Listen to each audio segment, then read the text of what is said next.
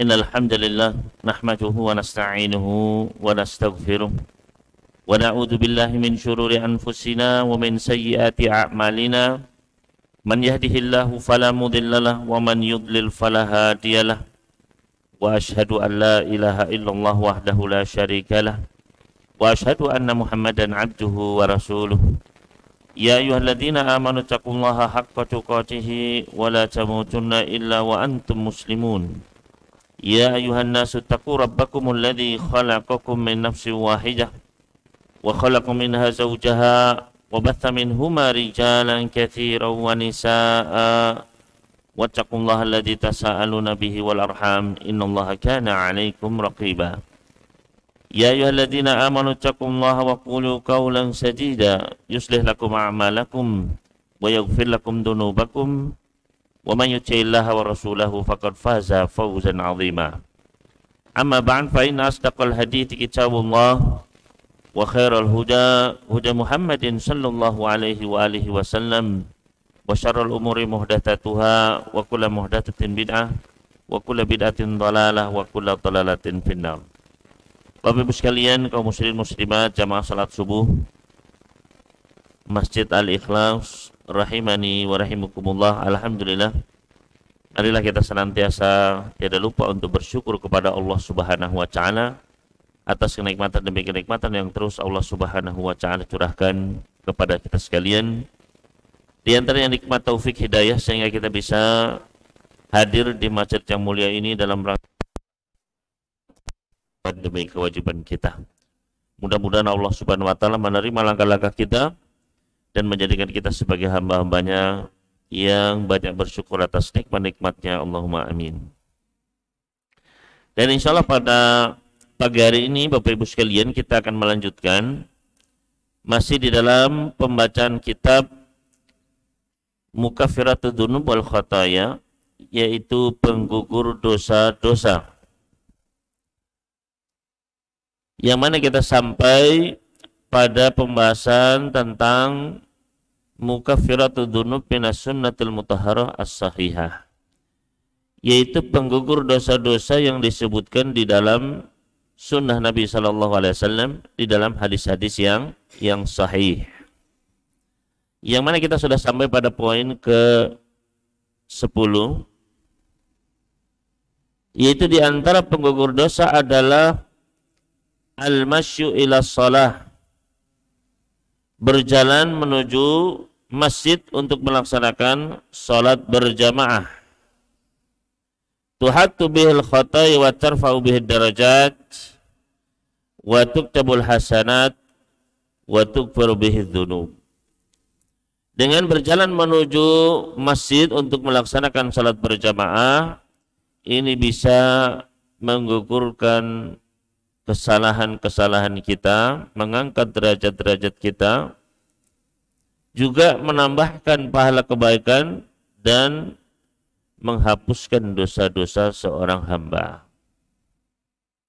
Di antara hadis yang mendasarinya adalah yang pertama, yaitu dari sahabat Abdullah bin Mas'ud radhiyallahu ta'ala anhu. Beliau berkata, "Man sarrahu an yalqallaha ghadan muslima," barang siapa yang dia ingin, barang siapa yang dia suka ketika dia berjumpa dengan Allah besok di akhirat, berjumpa dalam keadaan sebagai seorang muslim, fal yuhafid ala haula'i shalawat haitsu yunada bihinna, maka hendaknya dia menjaga salat lima waktu di mana dia diseru. Ya. Jadi pesan beliau, barang siapa yang suka, barang siapa yang senang, yang ingin ketika dia berjumpa dengan Allah di akhirat kelak dalam keadaan sebagai seorang muslim, artinya diakui sama Allah, oh ini hambaku yang beriman, ini hambaku yang Islam, maka caranya adalah hendaknya dia menjaga sholat lima waktu di mana dia diseru, ya. Di mana adzan dikumandangkan? Adzan dikumandangkan tentu saja di masjid-masjid, ya. Artinya kalau kita ingin nanti di akhirat selamat, ketika berjumpa dengan Allah dalam keadaan disayangi sama Allah, dirahmati oleh Allah Subhanahu wa taala. Karena nanti di akhirat keadaan manusia berbagai macam. Ketika berjumpa dengan Allah, ada yang berjumpa dengan dalam keadaan dimurka oleh Allah Subhanahu wa taala, Allah nggak mau lihat. Ya. Ada orang-orang yang diakhirkan sama Allah Subhanahu wa taala. Ada orang-orang yang disiksa oleh Allah Subhanahu wa taala ketika berjumpa dengan Allah. Ya. Misalnya ada kata Nabi sallallahu alaihi wasallam, ya, thalathun, ada 3 golongan manusia la yandurullahu ilaihim, Allah tidak akan melihat mereka, wala yuzakkihim, Allah tidak akan mensucikan mereka, walahum adzabun alim, dan bagi mereka azab yang pedih. Ya. Di antaranya adalah al-mannan, orang yang suka mengungkit-ungkit kebaikan-kebaikannya. Ya. Musbilu izarahu, orang yang memanjangkan kain sarungnya di bawah mata kakinya. Wal mulafiqu bil halifil kadhib, dan orang yang berjualan dengan sumpah palsu. Maka orang-orang seperti ini ketika berjumpa nanti di akhirat dalam keadaan Allah nggak mau melihat mereka. Allah murka kepada mereka. Ada orang-orang yang dicuekin sama Allah, sengaja apa? Diakhirkan. Padahal saat itu kita sedang pengen apa? Pengen cepet-cepet, pengen, ya, manusia pengen segera dihisap, pengen segera, ya, mendapatkan apa? Yes, keselamatan dari panasnya padang mahsyar saat itu. Tapi ada yang diakhirkan. Siapa? Kata Nabi sallallahu alaihi wasallam, "Wala yazalu aqwamun yata'akhiruna 'anis shalah hatta yu'akhirhumullah." Dan akan ada orang-orang di antara umatku, kata Nabi sallallahu alaihi wasallam, yang senantiasa terlambat sholatnya, suka melambat-lambatkan sholat. Sudah azan masih malas, sudah qomat masih main HP. Ya. Akan ada senantiasa di antara umatku yang selalu mengakhirkan sholat, hatta yuakhiruhumullah, sampai nanti di akhirat pun Allah akan akhirkan mereka, Allah cuekin mereka. Ya, dulu, ya, panggilanku kamu, ya, lambat-lambatkan, sekarang juga begitu, dibalas sama Allah. Al jaza min jinsil amal. Ya. Ada yang orang berjumpa dengan Allah dalam keadaan Allah murka. Ya, ada yang jumpa dalam keadaan sebagai seorang pencuri. Kata Nabi sallallahu alaihi wasallam, barang siapa orang yang dia pinjam uang, wa huwa yanwi an la yuwafiyahu, dan dia berniat untuk tidak membayarnya, berhutang, kemudian apa? Kabur. Maka kata Nabi, yalqallaha sarikon, dia akan berjumpa dengan Allah dalam keadaan seperti seorang pencuri. Ya. Hati-hati dengan hutang. Berjumpa dalam keadaan apa? Seperti seorang pencuri. Pencuri itu kalau ketangkep, ya, pencuri ketangkep di pasar, Pak. Pencuri motor ketangkep di pasar. Kira-kira apakah disayang, ya, ya, masya Allah begitu. Ya, kira-kira bagaimana nasibnya? Dipukuli massa, Pak. Ya. Bahkan ada yang dibakar, di macam-macam. Ya. Bagaimana ketika berjumpa dengan Allah dalam keadaan seperti itu, waliyatubillah. Maka tidak.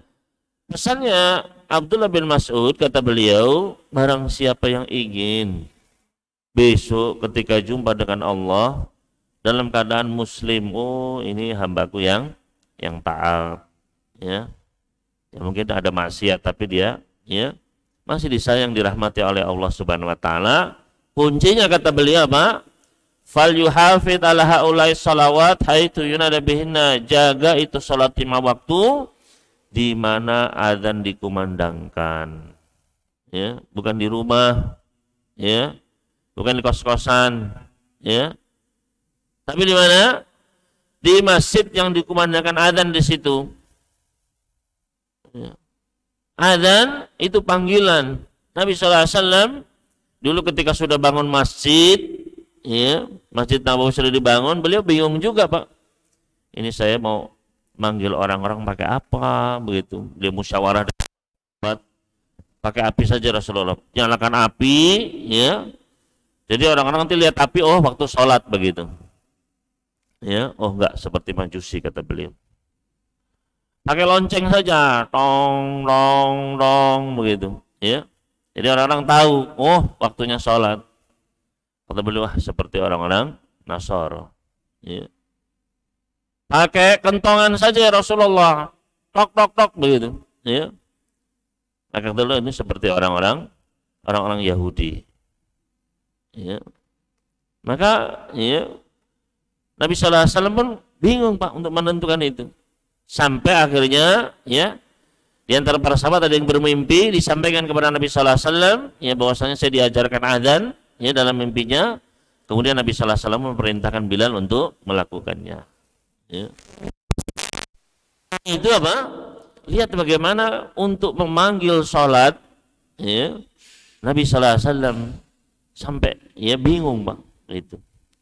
Kemudian akhirnya ditetapkanlah azan tersebut menjadi syariat ya, panggilan untuk sholat.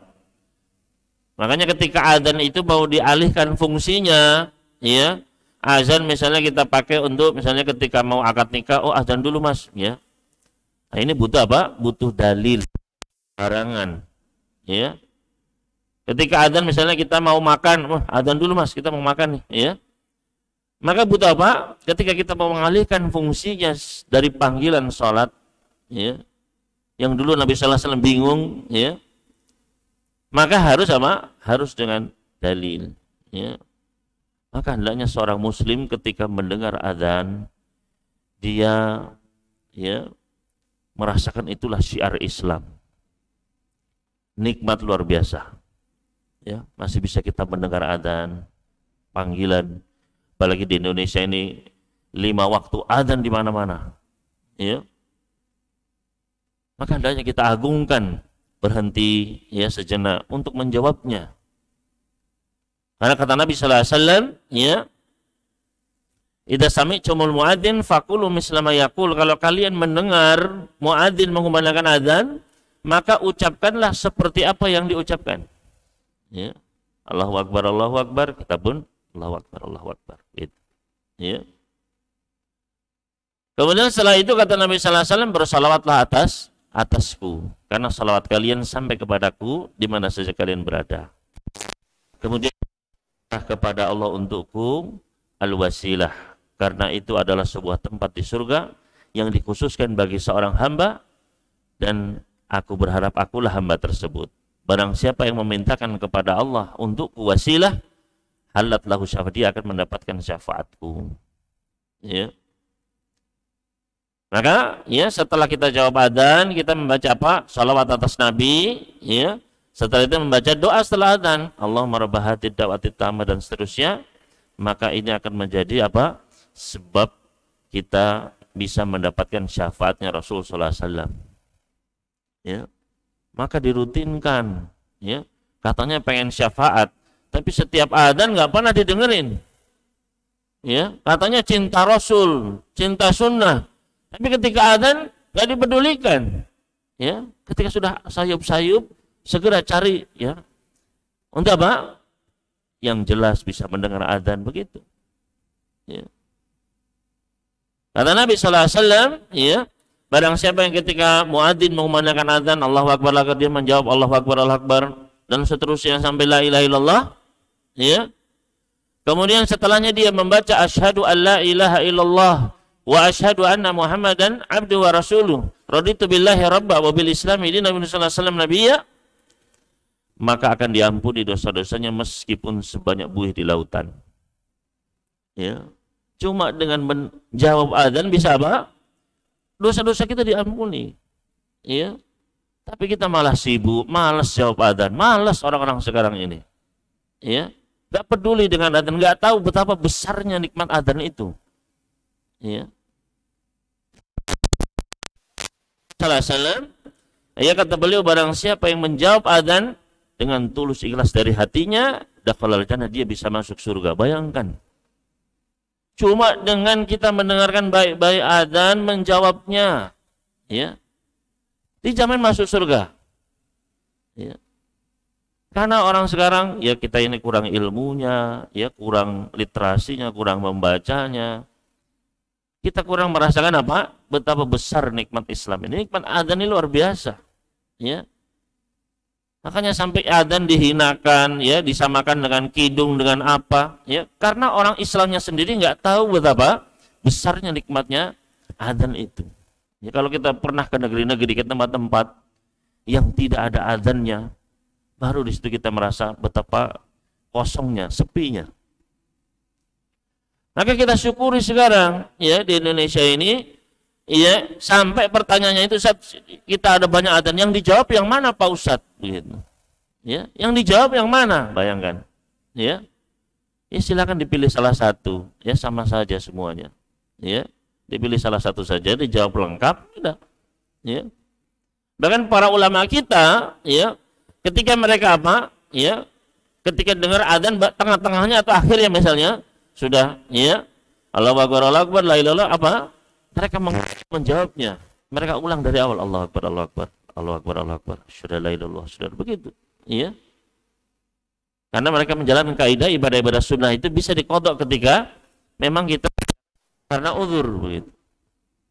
Saking mentakzimkan, mengagungkan syair Allah, syiar-syiar Allah. Wa man yu'adzim syair Allah fa innaha min taqwal qulub. Barang siapa yang mengagungkan syiar-syiar Allah, itu tanda ketakwaan yang ada dalam hati. Jangan diremehkan. Ya. Maka nikmat adzan Nabi sallallahu alaihi wasallam, makanya ketika ya agharaq qaryatan aw qauman, ketika beliau mau menyerang suatu kampung, Pak, ya. Apa yang beliau lakukan? Ditunggu dulu, ya. Kalau terdengar adzan nggak jadi diserang. Ya. Tapi kalau nggak ada adzan, beliau pun menyerangnya. Lihat bagaimana adzan luar biasa. Maka di sini, ya, menjawab adzan. Bagaimana cara kita mensyukuri adzan ini? Ya jalanlah ke masjid. Ya. Jangan ketika adzan apa? Ya, masih terus sibuk, nggak dipedulikan. Coba berhenti sejenak. Ya. Di situ kita akan merasakan manisnya keimanan. Ya, kalimat-kalimat tauhid yang itu diperjuangkan oleh dulu Rasulullah SAW, para sahabat, itu yang diperjuangkan. Ya, kumandangnya adzan di masjid-masjid. Maka, ya, haitsu yunada bihinna, di tempat di mana adzan dikumandangkan. Ya, makanya adzan apa? Disiarkan memang. Ya, kalau adzan ya dikeraskan memang, karena tujuannya untuk apa? Untuk memanggil. Ya. Kemudian, fa innallaha syara'a li nabiyyikum sunanal huda. Sahabat Ibnu Mas'ud melanjutkan, ya. Karena sesungguhnya Allah Subhanahu wa taala telah mensyariatkan bagi nabi kalian sallallahu alaihi wasallam sunnah-sunnah petunjuk. Ya. Allah mensyariatkan syariat Islam ini, yang mana itu adalah apa? Sunnah-sunnah petunjuk. Ya. Wa innahunna min sunanil huda, dan menjawab panggilan ke masjid, ya, salat berjamaah di masjid, ini adalah termasuk sunnah-sunnah petunjuk yang Allah syariatkan kepada nabinya, yang Nabi kita Muhammad SAW sampaikan kepada kita umatnya. Ya. Walau annakum shallaitum fi buyutikum, kalau kalian sholatnya di rumah-rumah kalian, enggak sholat jamaah di masjid, sholatnya di kantor, sholatnya di kos-kosan, ya, tidak sholat di masjid, ya, kama yusalli hadal mutakhallif fi baiti, seperti ini. Ya, zaman beliau ada orang-orang yang nggak datang ke masjid, ya. Seperti orang-orang ini nih, yang nggak ke masjid ini, ya, mereka sholat di rumahnya. La taraktum sunnata nabiyikum, berarti kalian telah meninggalkan sunnah petunjuk nabi kalian. Ya, kalau kita nggak sholat jamaah, ya, nggak ada udzur karena malas, ya. Tidak ada udzur seperti misalnya karena hujan, ya, atau karena sedang safar, atau karena sedang sakit, atau makanan yang sudah dihidangkan, ya, berarti kalian telah meninggalkan dengan sengaja sunnah Nabi kalian. Walau taraktum sunnata nabiyyikum ladalaltum. Dan kata Ibnu Mas'ud, seandainya kalian meninggalkan sunnah Nabi kalian, kalian akan tersesat. Karena jalan yang lurus itu ya jalannya Nabi sallallahu alaihi wasallam. Yang sudah beliau tunturkan itulah jalan keselamatan, tinggal diikuti saja. Kemana Nabi melangkah kita ngikut. Ya, kata beliau kalau adzan salat jamaah ya ayo salat jamaah. Itulah jalan keselamatan. Lagi kita cari jalan sendiri, kata Ibnu Mas'ud, la dalaltum. Pasti kalian akan tersesat. Wa ma min rajulin yatatahharu fayuhsinut tahur. Tidaklah seorang lelaki pun dia bersuci, berwudu, fayuhsinut tahur, dan dia baguskan wudunya, dia sempurnakan wudunya. Tsumma ya'midu ila masjidin min hadhil masajid. Kemudian dia berangkat menuju masjid di antara masjid-masjid. Illa kataballahu lahu bikulli khatwatin yakhtuha hasanah, melainkan Allah catat dengan setiap langkah yang dia ambil satu kebaikan. Wa yarfa'uhu biha darajah, dan Allah akan mengangkatnya satu derajat. Wa yahuttu anhu biha sayyi'atan, dan Allah akan hapuskan darinya dengan satu langkah tersebut satu kesalahan. Ya, ini syahidnya. Berarti setiap langkahnya Bapak Ibu sekalian, setiap kita berjalan satu langkah, maka satu kebaikan didapatkan, satu derajat dinaikkan, dan satu dosa dihapuskan. Ya, meskipun kalau kita dari masjid 10 langkah saja, berarti sudah 10 begitu. Dan kita nggak tahu satu kebaikan ini, satu derajat ini jangan dianggap sedikit begitu Pak. Satu kebaikan itu di sisi Allah bisa 1 kilo, bisa 1 kintal, bisa 1 ton, bisa 1 gunung, bisa 1 planet, bisa 1 galaksi. Allah Maha Kaya Pak. Dikalikan setiap langkahnya. Allah mengetahui mana orang ini yang niatnya ikhlas, tulus. Orang ini dia sudah wudu dengan baik, dia niat ke masjid. Setiap langkahnya Bapak sekalian. Dan ini menunjukkan apa? Menunjukkan keutamaan berjalan. Memang berjalan itu apa? Sunnah Nabi sallallahu alaihi wasallam, ijma' para ulama. Berjalan menuju masjid adalah disunnahkan, dianjurkan.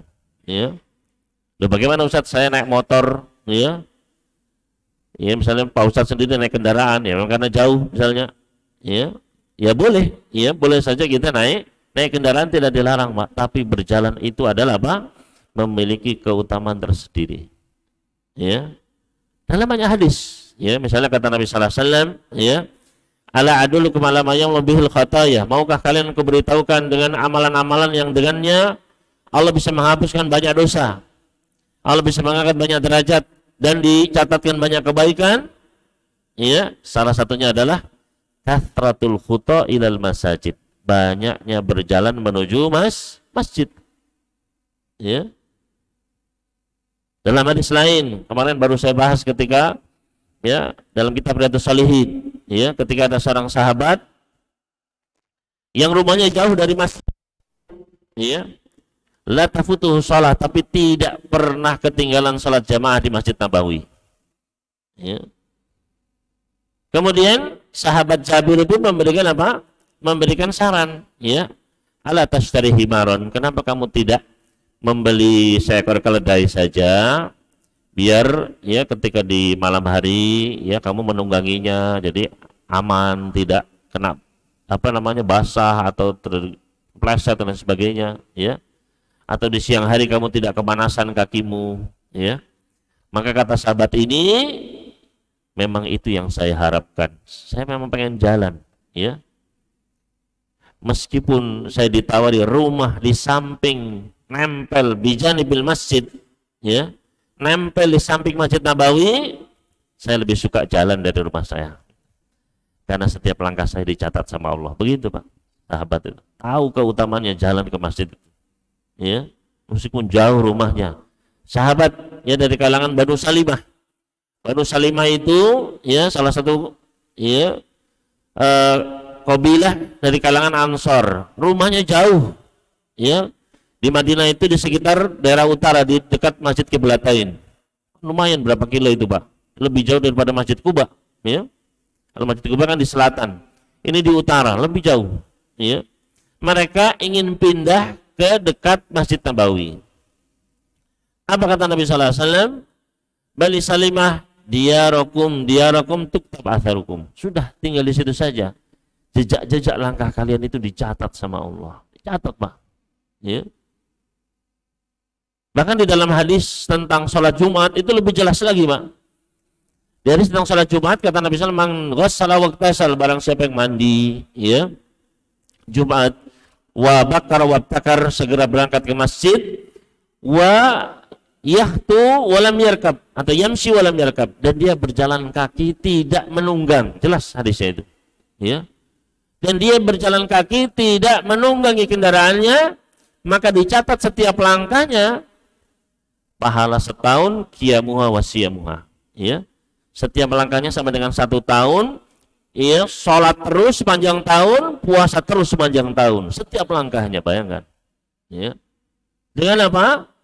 Berjalan menuju masjid salat Jumat, ya. Maka ya ini sudah Nabi sallallahu alaihi wasallam. Nabi sallallahu alaihi wasallam setiap pekan itu pasti dalam riwayat setiap hari Sabtu beliau jalan ke Masjid Kuba, Pak. Jalan kaki, ya, setiap pekan. Kemudian sholat di Masjid Kuba, terus balik lagi jalan kaki. Kalau sekarang itu kan ada jalur khusus, Pak, ya. Dari Masjid Nabawi, ya, ada jalan untuk apa, trek. Biasanya naik kereta golf itu, ya, ke Masjid Kuba. Sekarang bisa jalan kaki juga di situ, ya. Nah dulu Rasulullah SAW beliau jalan kaki setiap pekan, Pak, ya. Makanya sehat, ya. Anak orang sering jalan kaki sehat, Pak, ya. Salah satu penyebab sakit apa? Kalau kurang jalan. Laki-laki kalau kurang jalan banyak masalah sudah, ya. Sunnah Nabi sallallahu alaihi wasallam luar biasa, ya. Maka di sini pun apa? Ya, setiap langkahnya akan apa? Akan mendapatkan pahala, derajat, dan digugurkan kesalahan. Kemudian sahabat Ibnu Mas'ud melanjutkan nasihat beliau. Kata beliau, "Walaqad ra'aituna," dan sungguh saya melihat dulu kami para sahabat ketika Rasulullah masih hidup, ya. "Walaqad ra'aituna," kami dulu para sahabat, ya, ini kan beliau cerita kepada murid-murid beliau para tabi'in, ya, di zaman setelah para sahabat, ya. "Walaqad ra'aituna wa ma yatakhallafu anha illa munafiqun ma'lumun nifaq," ya. Dan sungguh saya melihat kami dulu para sahabat itu tidak ada yang absen dari sholat berjamaah kecuali siapa, Pak, yang nggak ikut jamaah, ya, kecuali orang itu adalah orang munafik yang sudah jelas-jelas kemunafikannya, sudah rahasia umum, oh itu orang munafik itu baru yang nggak sholat jamaah, ya. Bayangkan kalau kita di zaman Nabi sallallahu alaihi wasallam, ya, apa nggak ngeri, ya. Wong masjid ini tadi saja paling cuma 3 saf, ya. Masjid-masjid kadang 3 saf, 4 saf, 3 saf, 4 saf, kadang-kadang 2 saf, ada yang cuma 1 saf malah, ya. Bayangkan, bandingkan dengan ketika sholat Jumat, ya. Bandingkan dengan ketika sholat Jumat, ya. Penuh masjid-masjid, bahkan, ya, masjid-masjid itu sekarang diperluas, ditingkat cuma untuk sholat Jumat. Ya, gara-garanya apa? Sholat Jumat penuh, dibangun begitu.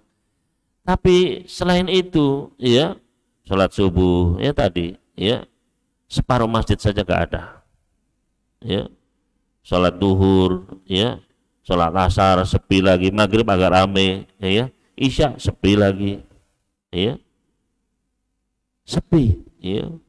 Alhamdulillah di sini banyak pemudanya, ya, banyak, ya, yang masih muda-muda begitu, ya. Tapi masih sedikit, ya. Anak SMP kan banyak, anak SD, SMP, SMA itu kan banyak, tapi nggak pernah kelihatan, ya. Padahal mereka sudah balik, ya. Padahal mereka pun apa? Ya, bahkan kalau, ya, Imam Ahmad, Imam Syafi'i mewajibkan bagi laki-laki untuk sholat berjamaah, ya. wajib hukumnya. Ya, Imam Ahmad ya berpendapat bahwasanya hukum salat berjamaah bagi kaum pria wajib, Pak. Ya, kalau nggak jamaah, nggak ada uzur, berdosa kita. Ya. Oleh Imam Syafi'i beliau mewajibkan, tapi fardunya fardu kifayah. Ya, tetap harus ada yang, kalau nggak ada sama sekali yang di masjid jamaah, ya, maka satu kampung itu dosa semua. Ya, menunjukkan betapa besarnya ya syariat sholat berjamaah ini. Ya, memang untuk itulah dibangun masjid. Masjid itu dibangun untuk apa sih, Pak? Nabi SAW bangun Masjid Nabawi itu untuk apa sih, Pak? Ya, apakah ini kita bangun masjid ya untuk kumpul-kumpul, nggak usah sholat di masjid, di rumah-rumah aja? Buat apa, Pak? Adzan itu buat apa sih? Ya, kalau bukan untuk manggil sholat berjamaah, ya. Makanya disuruh apa? Disuruh berjamaah. Makanya Nabi SAW sampai, ya, saya bertekad, ya, saya perintahkan adzan, saya perintahkan satu orang jadi imam. Ya, sholat, saya apa? Bawa kayu bakar. Untuk apa? Pergi ke rumah-rumah orang yang nggak sholat untuk saya bakar rumah-rumahnya. Ya. Cuman karena apa? Kenapa kok nggak jadi beliau laksanakan? Ya karena ada orang tua, orang yang sakit, anak kecil, banyak orang yang punya udzur, memang nggak bisa berangkat ke masjid. Ya nggak wajib memang. Ya. Maka apa? Ya, menunjukkan betapa besarnya syariat sholat berjamaah ini. Kalau ya sholat subuh, sholat duhur, sholat asar sama seperti sholat Jumat, ya disitulah Islam pasti akan jaya. Ya, seperti zaman para sahabat, Pak. Ya, kata ya sahabat Mas'ud, walaqad ra'aitu, dulu saya melihat kami para sahabat, ya, wa ma yatakhallafu anha, tidak ada satu orang pun kami di antara para, meskipun rumahnya jauh, Pak. Ya. Rumahnya berkilo-kilometer, ya, tetap datang ke masjid, ya, tidak terlewat sholat, ya, kecuali siapa? Illa munafikun ma'lumun nifaq. Ya, makanya hati-hati kalau orang malas jamaah, tumbuh bibit-bibit kemunafikan. Ya, kalau kita merasa berat ke masjid sholat jamaah, ya, itu sudah salah satu apa? Alarm. Ya, hati-hati. Karena kata Nabi Sallallahu Alaihi Wasallam, athqalu sholati alal munafikina salatul isya'i wa salatul fajri. Sholat yang paling berat bagi orang-orang munafik di zaman Nabi Sallallahu Alaihi Wasallam adalah sholat isya dan sholat subuh. Ya, itu paling berat bagi orang-orang munafik. Kenapa? Karena gelap, nggak ada listrik, ya, nggak ada apa-apa, nggak ada lampu. Ya, jadi kalau sholat subuh itu kata sahabat dulu dalam hadis, nggak bisa kita lihat sendal sendiri, nggak kelihatan, ya. Dan kita nggak tahu siapa yang di sebelah kita, itu nggak tahu, kan gelap, ya. Sebelah kita ini nggak tahu siapa ini, begitu. Nah, orang munafik itu kan yuraunan nas, mereka itu sholat karena pengen apa? Sengaja pengen dilihat, ini loh saya eksis dalam komunitas kalian, begitu, ya. Ini loh saya eksis, ya. Pengajian ada, ya. Niat lain di situ, Pak. Ya memang pengen apa? Dilihatkan. Makanya ketika gelap, percuma, mau nggak kelihatan aja kok. Ya, saya datang nggak datang juga, mau nggak kelihatan, berat bagi mereka, Pak. Menunjukkan apa? Ya, sholat yang paling berat bagi orang munafik adalah sholat isya dan sholat subuh. Ya, kata para ulama menunjukkan semua sholat berat bagi orang munafik. Semua sholat berjamaah berat bagi paling berat yang apa? Isya dan subuh itu, ya. Semua sholat berat bagi orang munafik. Maka salah satu untuk mengikis, ya, untuk menjaga diri kita dari kemunafikan adalah dengan apa? Semangat terus sholat berjamaah, jangan tinggalkan masjid, ya. Bagaimana Ustadz kalau saya, ya, suka terlambat, ya, kadang misalnya dapatnya, ya, 2 rakaat atau kadang cuma 1 rakaat. Kadang dapat imam, ya, pas lagi salam. Kadang kita datang, ya, orang-orang sudah zikir, bahkan sudah, ya, pas pulang misalnya, ya, tetap ke masjid. Tetap apa? Ke masjid. Ya. Kata Nabi Sallallahu Alaihi Wasallam, barang siapa yang ke masjid dan dia mendapatkan orang-orang sudah sholat, ya, dan imam sudah salam, ya, bahkan dan berarti disebutkan orang-orang sudah insaraf, ya, sudah pulang, ya. dicatatkan baginya seperti pahala sholat berjamaah. Ya, dapat pahala apa? Pahala berjamaah. Ya, maka tetap ke masjid. Ya. Nah, di sini dilanjutkan oleh sahabat Ibnu Mas'ud, walaqad kana ar-rajulu yu'ta bihi yuhada bainal rajulaini hatta yuqama fis shaf. Dan sungguh dahulu, ya, bahkan sampai di antara kami para sahabat itu kalau ada yang sakit nggak kuat jalan ke masjid, bayangan Pak, ya, bukan karena pusing, ya, kalau pusing masih kuat jalan dia, ya, dia nggak kuat jalan Pak, ya, berdiri saja nggak kuat, ya. Dahulu itu saking semangatnya para sahabat, ya, walaqad kana rajulun, sampai ada lelaki yang yu'ta bihi, dibawa ke masjid Pak, digotong ke masjid, yuhada bainar rajulin, dikekep di antara dua orang laki-laki, dia bisa berdiri dalam shaf, ya, hatta yuqama fil shaf, sampai dia bisa apa? Berdiri dalam, saking apa? Semangatnya ingin sholat berjamaah. Itu baru, ya, keimanan yang luar biasa Pak, ya. Hadis ini sahih, diriwayatkan oleh Imam Muslim di dalam sahihnya. Maka ini menunjukkan apa? Menunjukkan bahwasanya dengan kita berjalan ke masjid ini bisa menggugurkan dosa-dosa, ya. Kemudian hadis selanjutnya, hadis yang kedua dalam bab ini yang dibawakan oleh penulis, yaitu hadis dari sahabat Abu Hurairah radhiyallahu ta'ala anhu. Wa fihi, dan di dalamnya disebutkan, qala, beliau berkata, qala Rasulullah sallallahu alaihi wasallam, baginda Rasul sallallahu alaihi wasallam pernah bersabda, wadhalika annahu idza tawadda fa ahsanal wudu'a, dan hal tersebut adalah apabila dia berwudu, dia baguskan wudunya, summa kharaja ilal masjidi la yukhrijuhu illa shalah, kemudian dia pun berangkat ke masjid, tidak ada niat keluar menuju masjid kecuali memang pengen sholat. Jadi ikhlas, bukan pengen dipuji, bukan karena ada niat-niat lainnya, enggak, ya, pengen sholat betul. Lam yaktu khutwatan, tidaklah dia mengambil satu langkah pun, illa rufiat biha lahu biha darajah, melainkan akan diangkat baginya dengan satu langkah itu satu derajat, wa khuttu anhu biha khati'ah, dan digugurkan darinya satu kesalahan, ya. Hadis ini muttafaqun alaih. Sama maknanya Pak, dengan setiap langkah akan digugurkan dosa-dosa kita. Kemudian selanjutnya hadis yang ketiga di sini, yaitu hadis dari sahabat Utsman bin Affan radhiyallahu ta'ala anhu. Beliau berkata, sami'tu Rasulullah sallallahu alaihi wasallam yaqul, saya pernah mendengar baginda Rasulullah sallallahu alaihi wasallam bersabda, man tawadda'a lis-shalah, barang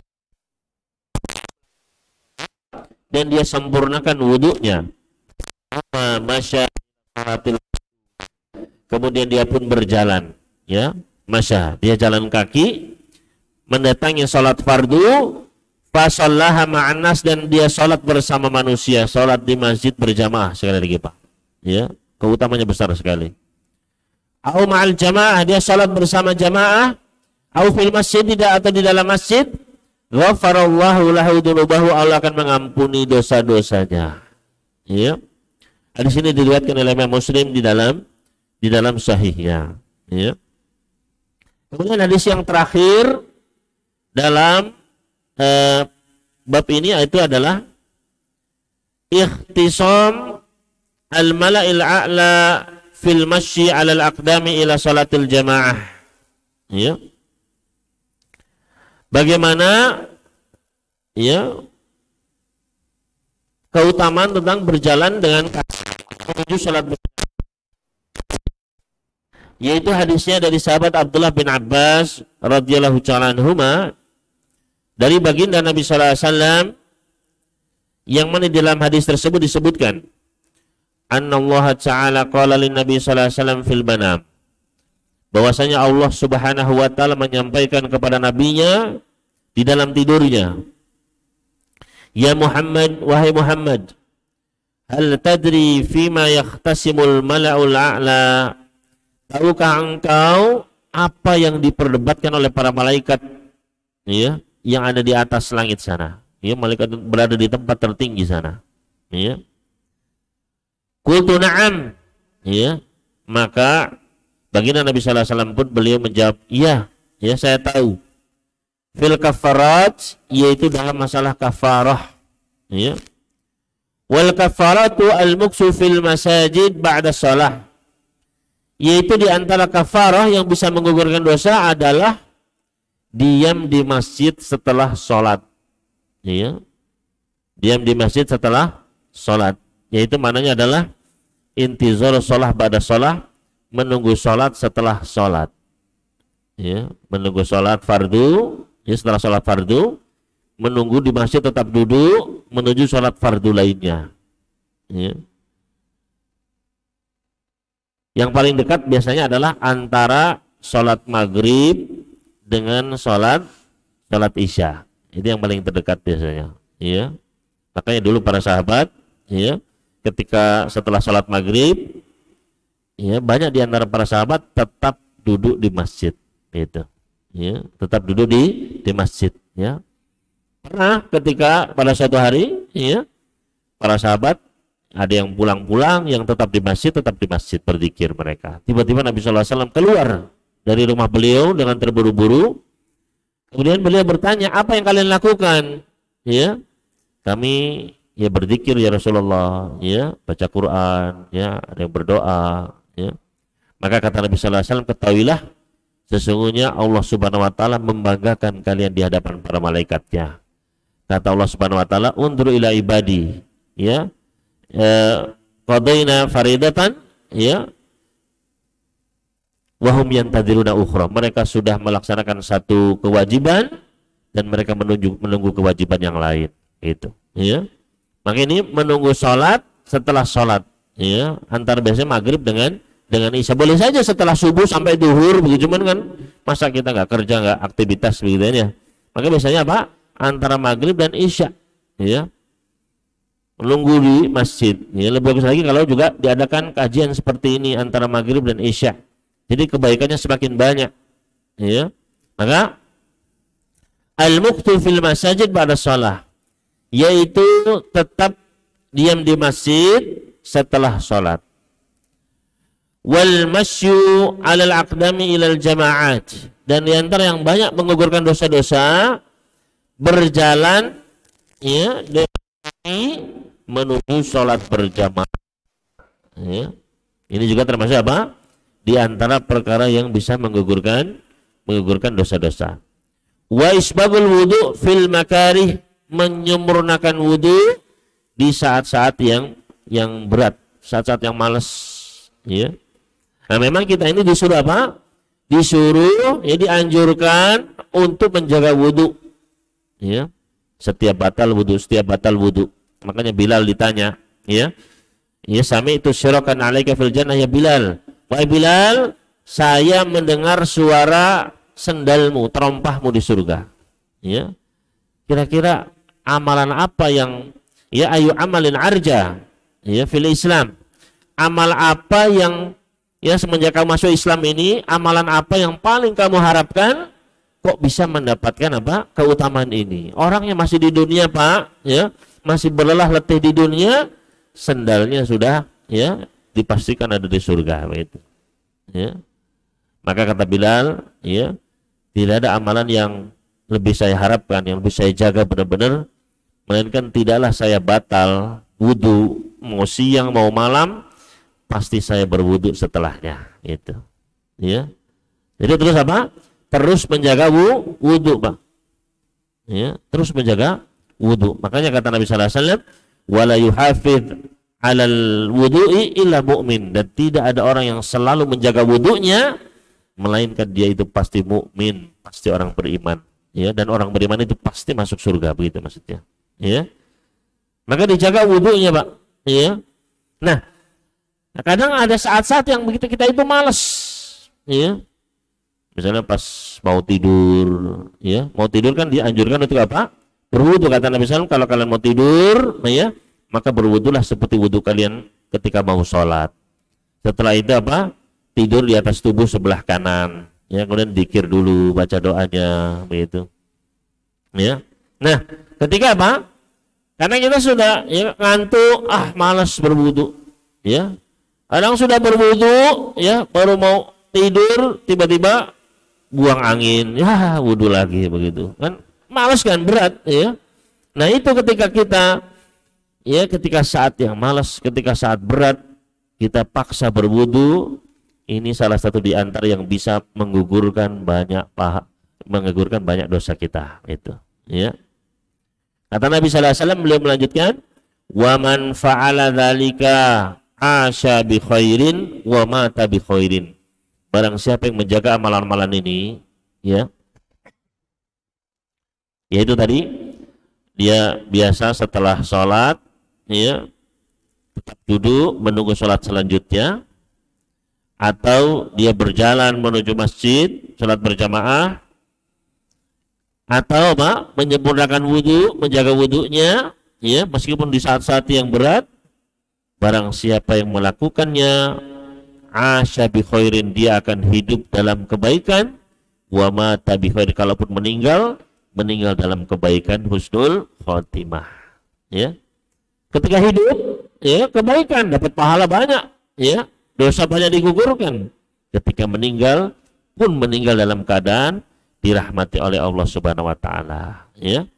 Wa kana min khati'atihi ka yaumi waladathu ummuh, ya.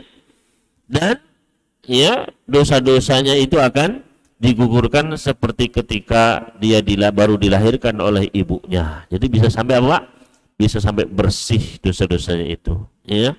Makanya menunjukkan salah satunya adalah berjalan kaki menuju masjid, ya. Maka ini menjadi, ya, nasihat untuk kita semua, motivasi untuk lebih bersemangat untuk berjalan menuju masjid, ya. Yang paling utama ke masjid dulu lah, ya. Mau jalan kaki, mau naik motor, mau naik kendaraan, silahkan. Yang penting jaga dulu salat 5 waktu, ya. Kalau, ya, bisa berjalan, maka itu lebih baik lagi, lebih afdal, keutamanya lebih banyak, ya. Sangat rugi sekali orang, ya, seorang pria yang dia tidak ke masjid, rugi, Pak, ya, karena pahalanya di sini besar sekali, ya. Efeknya kepada keimanan kita juga sangat besar, ya. Maka sangat rugi sekali orang yang sampai kalau kita ketinggalan sholat. Maka, ya, kata Nabi sallallahu alaihi wasallam, sab'atun yudhilluhum Allahu fi dhillihi yauma la dhilla illa dhillu. Ada 7 golongan yang dinaungi oleh Allah ketika di hari tidak ada naungan kecuali naungannya. Salah satunya adalah rajulun qalbuhu mu'allaqun bil masajid. Seorang lelaki yang hatinya itu terpaut di masjid-masjid, ya. Jadi mau di mana saja dia, wah, sudah waktu sholat, ya. Dia tahu, ya, kalau sedang di mana, sedang di Perak, oh masjidnya di sini, ya. Ketika sedang di Waru, oh masjidnya di sini.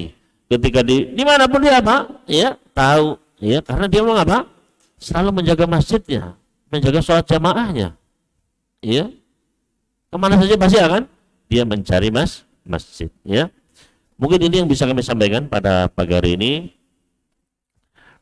Masuk kepada bab yang ke-10, ya, di antara penggugur dosa yang disebutkan di dalam sunnah nabawiyah. Insya Allah kita akan masuk pada bab yang ke-11 pada pertemuan yang akan datang, biidznillah wa taufiqih. Selanjutnya jika ada pertanyaan dari Bapak sekalian, silakan ditanyakan jika memang ada. Mudah-mudahan kami bisa menjawabnya sesuai dengan kemampuan ilmu kami. Silakan, wallahu ta'ala alam, jika ada pertanyaan dari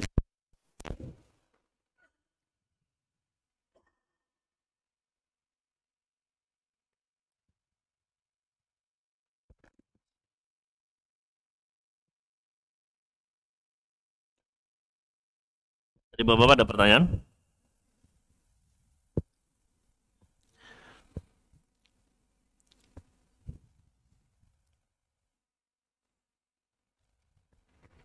Dari ibu-ibu ada pertanyaan kah? Tidak ada, nggih? Nggih. Insya Allah jika demikian kita cukupkan pertemuan kali ini, ya. Di sini waktu syuruk jam 5.30, ya. Insya Allah 10 menit lagi baru bisa kita melaksanakan sholat duha, karena Sholat isyraq adalah sholat duha di awal waktu, dan waktunya adalah ketika matahari sudah naik sepenggalan tombak, ya. Maka ditunggu sampai bulatnya itu sudah keluar semua, Pak, ya. Baru di situ kita bisa melaksanakan sholat syuruk ataupun sholat duha, ya. Yang keutamanya kata Nabi sallallahu alaihi wasallam,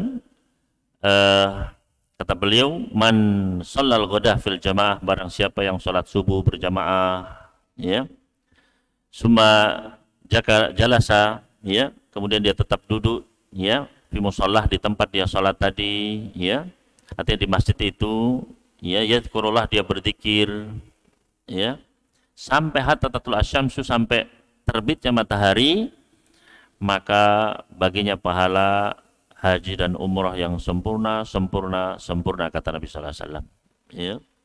Kemudian sahabat Ibnu Abbas, beliau ketika menafsirkan, ya, fil asyi wal isyraq, ya, beliau bingung apa ini makna salat isyraq ini, ya. Maka beliau pun bertanya kepada seorang sahabiat, kata beliau, al isyraq, ya, ad-duha, mananya adalah waktu duha, ya. Makanya dalam beberapa riwayat hadis disebutkan, ya, tsumma shalla sabhatat duha, ya, barang siapa yang dia sholat berjamaah subuh di masjid, kemudian tetap menunggu sampai terbitnya matahari, kemudian, ya, sholat sabhatat duha, dia pun melaksanakan sholat duha, ya.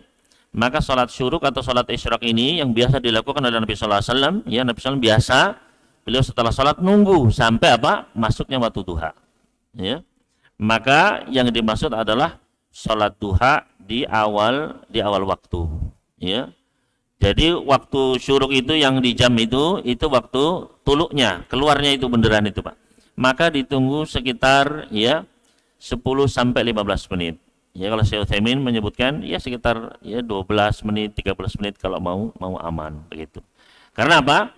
Karena ketika matahari ini masih terbit, itu di antara waktu yang terlarang, ya, di antara waktu yang terlarang, ya. Dilarang Nabi sallallahu alaihi wasallam salat setelah salat subuh sampai matahari telah, Pak, keluar, ya, sekeluar apa? Sampai sudah masuk waktu duha, ya. Makanya di antara sunnah Nabi sallallahu alaihi wasallam. Silakan, Bapak. Silakan.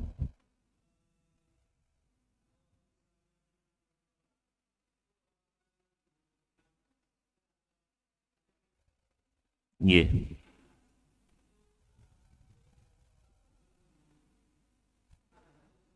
Iya.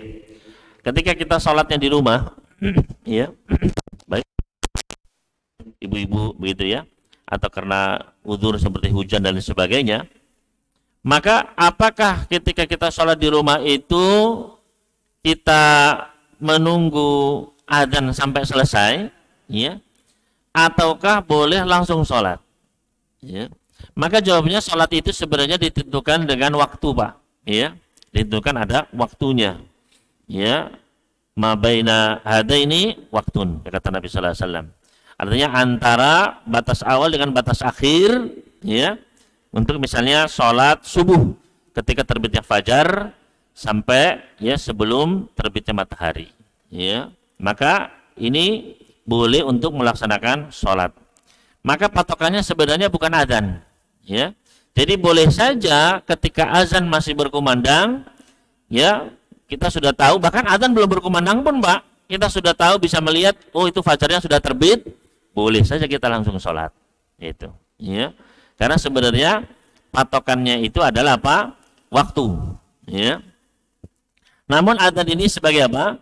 Sebagai panggilan, ya, dan juga pemberitahuan tentang masuknya waktu sholat, ya. Maka sebenarnya apa? Boleh saja kita ketika adzan langsung sholat, boleh-boleh saja. Namun kan sayang, ya, kalau memang tidak ada sesuatu yang terburu-buru, lebih baik, lebih utama kita apa? Mendengarkan dulu, menjawab adzan terlebih dahulu. Itu. Wallahu ta'ala. Ada lagi pertanyaan? Silakan, Bapak.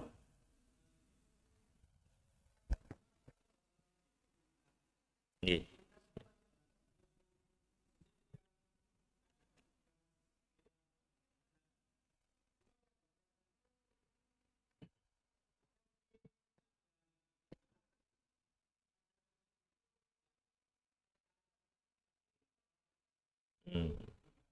Iya.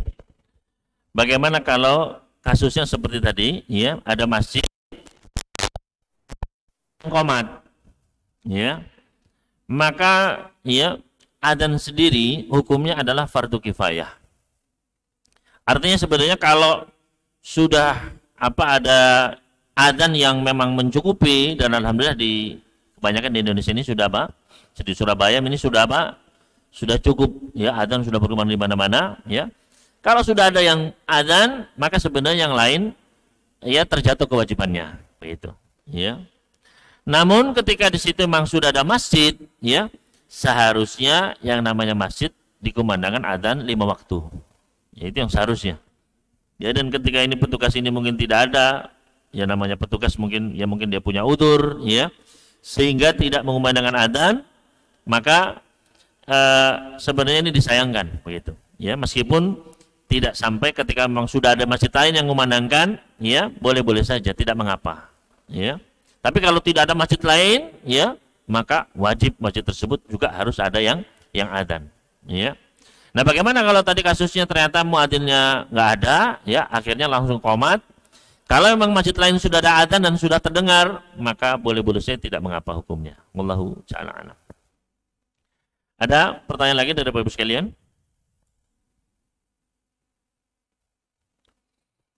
Tapi jika tidak ada pertanyaan lagi, kita cukupkan pertemuan kita pada pagi hari ini. Mudah-mudahan apa yang kita pelajari menjadi ilmu yang bermanfaat. Mudah-mudahan kita diberikan taufik oleh Allah Subhanahu wa taala untuk banyak melangkahkan kaki kita menuju masjid, sehingga dosa-dosa kita digugurkan, derajat kita dinaikkan oleh Allah Subhanahu wa taala, dan kita ditambahkan pahala yang berlipat ganda. Dan mudah-mudahan Allah Subhanahu wa taala sebagai kita di masjid yang mulia ini, mudah-mudahan nanti Allah Subhanahu wa taala memudahkan jalan kita menuju surganya dan mengumpulkan kita ke dalam surganya bersama orang-orang yang kita cintai, bersama ayah ibu kita, keluarga kita, anak keturunan kita, dan mudah-mudahan Allah Subhanahu wa taala menjadikan kita sebagai orang-orang yang mendapatkan ridho dan rahmat-Nya. Allahumma amin. Allahumma aqsim lana min khasyatika ma tahulu bainana wa baina ma'asik, wa min ta'atika ma tuballighuna bihi jannatak, wa min al-yaqin ma tuhawwinu 'alaina min masa'ibid dunya. Allahumma mat'ina bi asma'ina wa absarina wa quwwatina ma ahyaitana waj'alhu al-waritha minna. Allahumma ij'al tha'rana 'ala man dhalamana wansurna 'ala man 'adana. Allahumma la taj'al musibatana fi dinina wa la taj'alid dunya akbaru hammina wa la mablagha ilmina wa la tusallit 'alaina man la yarhamuna. Allahumma aslih lana dinana alladhi huwa ismatu amrina wa aslih lana akhiratana allati ilaiha ma'aduna wa aslih lana dunyana allati fiha ma'ashuna waj'alil hayata ziyadatan lana fi kulli khair waj'alil mauta rahatan lana min kulli syarr. Rabbana atina fid dunya hasanah wa fil akhirati hasanah wa qina adzabannar. Wa sallallahu ala nabiyyina Muhammadin wa sallama alal mursalin wa akhiru da'wana anil hamdulillahi rabbil alamin. Subhanakallahumma wa bihamdika asyhadu an la ilaha illa anta astaghfiruka wa atubu ilaik. Kurang lebihnya mohon maaf. Wassalamualaikum warahmatullahi wabarakatuh.